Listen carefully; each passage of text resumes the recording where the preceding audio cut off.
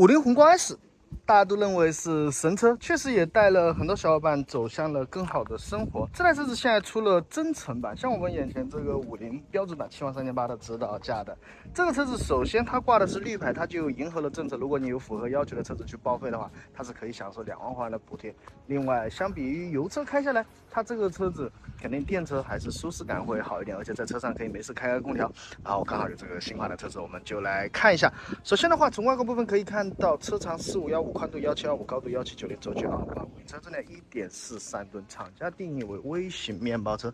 这个车子相比于油车来讲，看下来更圆润，而且我感觉空间好像这样看起来还可以，这种圆润的。那我们来到前部红标 ，LED 的远光、近光。卤素的转向灯，像前格栅360环影这些东西就不用想，也不会带。往侧面看过来，首先看到镜子上其实就是这种塑料壳子的。轮胎方面采用了玲珑品牌18514，可以看到是铁轮毂，后面也是鼓刹，这个也没刹，然后多一些亮条都没有。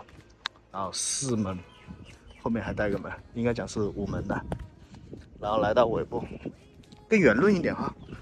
上汽通用50，其实这按来说还是个合资车，啊，打开了双闪。侧面看过来，首先可以看到油箱在这里55升，然后前面是充电口，只支持快充，增程式车辆。来看一下动力方面的数据，首先细节没有隔音棉，手动的撑开。这台车子是一个102匹的后驱增程式车辆，发动机采用了1.5升99匹。4缸电喷全铝发动机，电池组8.5度的广西宁福磷酸铁锂电池组。官方发布的纯电续航43千米，支持快充，快充的话半个小时，综合续航达到1000。然后这台车子电池组方面是提供了8年16万公里的质保。增程式本身其实是很有争议的一个，但用在这个车子上面，咋说呢？电池小一点，但是它又带了快充这种设计，哎，反正厂家可能有厂家的考虑，我们大致了解一下这个数据。里面来看一下，静止部分支持基本的电动条件，因为这个配置会高一点。然后打开车门，内饰里面就是这样的，2+2+3，7座的布局，然后前面有2个安全气囊，扬声器有2个，不座椅的。到懂车帝领取置换补贴，抓紧换个新车体验一下吧。现在来到车内。这样车辆启动，首先整个车子空间还是可以。刚刚发动机就是它增程器启动了，然后就稍微震了一下。啊，现在工作了就跟这个油车一样，但是我觉得这是首先的优势就是什么呢？尤其一些如果会跑呼应或者怎么样，就是开空调还挺好的。来看一下大致的，这里有静止的，这里大灯高调节、胎压报警的功能、节能模式，然后这一些模式的切换。手动的方向盘，这个也是很熟悉的，雨刷。灯光这个都没啥，啊，这里的屏幕就这样，这个看下来很简单。这边一个这个小屏幕，就基本上听个收音机、蓝牙电话、听听歌。